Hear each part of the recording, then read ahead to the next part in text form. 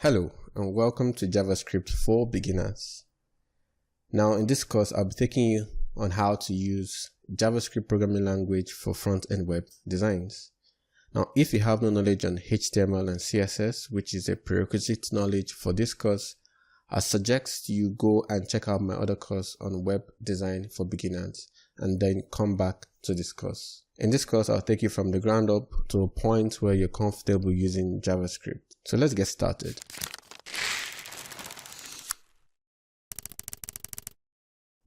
So you might be wondering why JavaScript.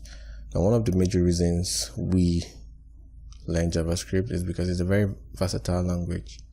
You can use it for several things. We can use it in making websites, server-side programming, we use it in making mobile apps, machine learning, programming robots, and much more. So then what is JavaScript? So it's simply a programming language, and it is considered, if not the most popular language right now. And one of the cool things about JavaScript is that it runs right in your browser.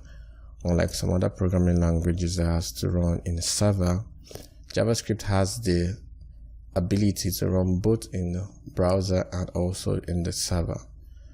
And what we majorly use JavaScript, or what it was designed to do initially, is to enable interactivity in web apps.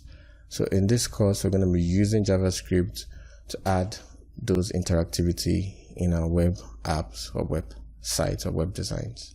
Now this website is called javascript.com, and in there's a task here that you should write your name in quotes and hit enter. So I'll just do that and hit enter. Then you can see we have this check, and then the background turns green and there's a button that appears on the right. Now all this was possible without having to refresh this page. So this is JavaScript running in this browser to give you all this effect, this interactivity. So some of the things we're going to be covering, we're going to start from the very basics, talk about variables, learn about the different data types, and then we'll go over to the control flow, the conditions, the logic. Then we'll touch functions and methods. We'll go over to object literals, and then we go to document object model, which is like the core of this course. And then we're going to look at forms and form events, arrays, and then we're going to look at more complex JavaScript by looking at asynchronous JavaScript and object-oriented JavaScript. So by the end of this course, you should be comfortable using JavaScript.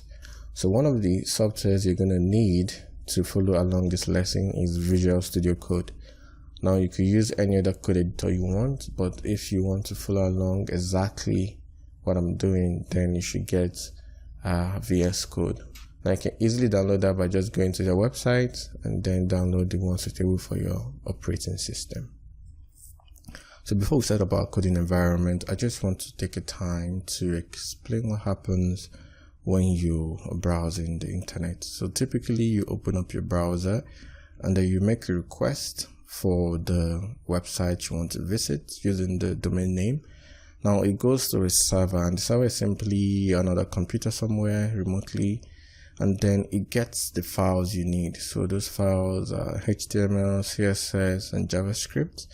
Now those files find their way back into your browser, and then you see what the website looks like. Now for us, when we are setting up our coding environment, since we do not want to always be sending our files to a server and then preview it in a browser, we're going to set up a local server so that a folder in our computer acts like this server right here. So the browser, when we type in the URL, it points to that folder in our own computer, which acts as a server. And for us to be able to set that up, I'm going to be using VS Code. So what I've gone ahead to do is that I created a folder on my desktop, which I'll be saving all my files in. And I suggest you do the same. So if you create your folder, I call the JavaScript Beginners, and you want to open that folder with VS Code, all you need to do is you go to File, and you click on Open Folder, and then you navigate to where that folder is, and then you click on Select Folder. And there is another way of doing this. Now instead of opening VS Code first, you could open the folder and then you right click and say open with code. I'm presuming you have already installed VS Code because that's what gives you this option. Another thing you could do is you could open your command prompt here. For me, I'm using git bash. This is the third way you could do that. So when you open up your command prompt or git bash, you just type code and dot. So that's going to open up VS Code for you. You can see mine just opened right now. Now, to be sure you've done the right thing, on the left hand side you should see the folder which you created and you want to use. Now I'm going ahead to create another folder in here called lesson 1. This is where I'll be starting up my the lesson for the lesson 1. But before we do that, let us install a live server extension. So I'll go to extensions and then I'll search for live server. Now what this does for us, this first one right here, what this does for us is that it makes a folder to act like a server. So we don't need to, like I explained before, go to the internet, put our files on the internet and then view it back in our browser. It automatically makes a folder to be a server, but the folder or the server lives in our own computer.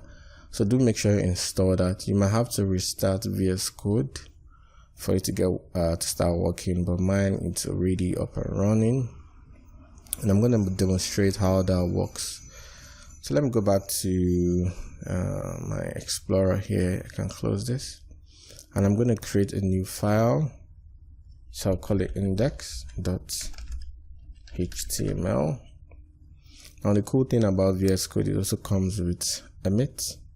So I could quickly put in the boilerplate code by using Shift-1 or just put the exclamation mark and hit tab. And it's going to add all this wonderful boilerplate code already for me. So in my body, I'll just put let's put the h3 tag, and I just type h3 and I hit tab. You can see the tag there, and I can say I am learning JavaScript. Now I can save this, and then I want to spin up that my server. I'll right click and I'll choose open with live server. So when you click on this option, it should open up your default browser. Now you can see what we typed in the browser. Now if you take a look at the URL, you can see the address 127.0.0.1 stands for localhost. That means the server lives in our computer, and this is the port number, and this is the folder, and this is the file itself. Now I can just move this a little bit to the side. Okay, now what I've done is I've moved my VS Code to the side and the browser to the side, just so you can see the both run at the same time. I'm going to add a p tag and say I am just the same thing, learning JavaScript, and I save. Now automatically, if our live server is working properly, once you save, it automatically refreshes your browser, so you don't have to keep refreshing, which is cool. So we have our server running, and then we can continue with the rest of the lesson. So another extension that I do recommend, it's just go back to extensions, is this extension called material icon. Simply what it does is that it's kind of like gives you these icons that helps you to easily identify what the file is. Okay, so if you have HTML file, it's gonna have this icon. And then if you have a JavaScript file, it's gonna have this JS icon. And where is CSS? Okay, I'm sure CSS is somewhere. Okay, so it kind of like helps you to easily identify your files. So I'll suggest or recommend that you have that also installed. And as you can see, my index.html has that HTML icon, so I can easily know it's a HTML file.